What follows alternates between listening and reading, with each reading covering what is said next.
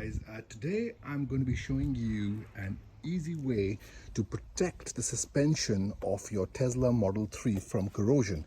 So I have a 2021 Model 3 that I have got up on this jack, and I just had the entire suspension put in brand new by Tesla because there was excess corrosion on a lot of the parts. You can see here, this is a new upper control arm, and you can still appreciate corrosion behind the control arm here on one of the drive shafts. There you can appreciate corrosion all across there, and of course the lateral link. In fact, I had a breakage of the sway bar that was also corroded, so that's brand new.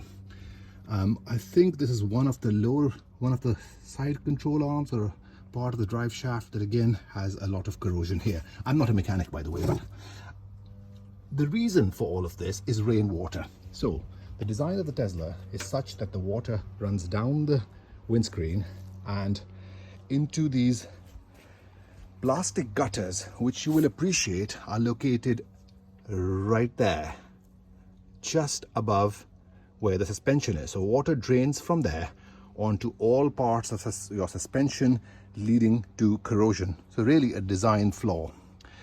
And what tends to happen at the upper control arm is water tends to get here, eventually getting through the seals at the back here, and the grease, you lose the grease in the ball joint, and eventually all of this seizes up and your car starts making squeaky noises as you turn.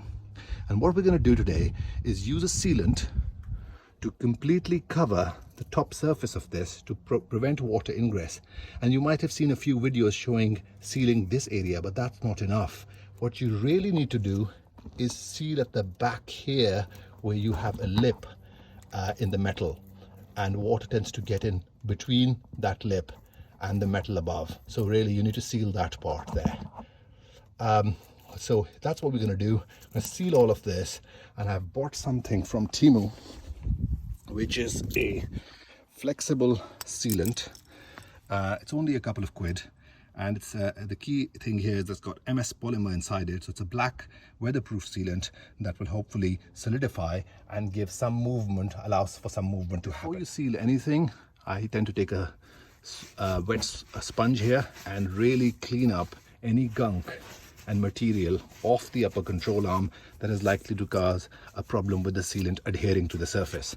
Once I've done this, I'm going to take a wet wipe which has some alcohol in it, and again rub that along to make sure that this area is nice and clean.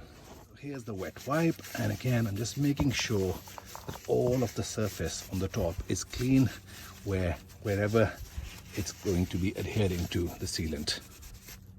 And really you want to get right back in where that lip is and clean all of that off and make sure all the dust and muck is off it. Okay, so it all appears relatively nice, clean and dry now. So we're going to start applying our sealant right to the top here. You only need about maybe 5% of the tube really, and you want to make sure you get at the back there where that edge is. So got that all up here and at the back and on the sides. Make sure you've got enough going around there, and it always helps to have a wet finger here to try and get this stuff battered down, because it tends to stick everywhere otherwise. And you want to nicely, gently just tap it on to the surface, get it nice and smooth, make that seal all over, and particularly at the back.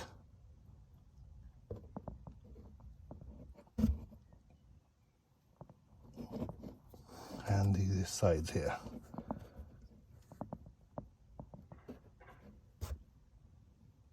Sticky stuff.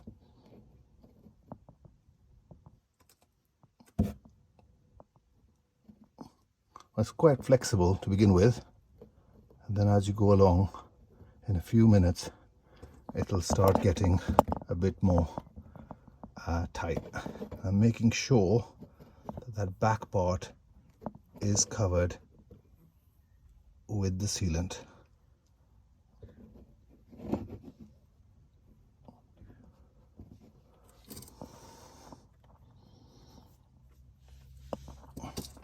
So wet fingers again, and just dab it down. Okay, that looks pretty good. Pretty well covered on top. Okay folks, so that's the end result of the sealing, and it looks like I've pretty much covered all of this, and may have to repeat this again in 6 months to a year. Thanks for watching the video.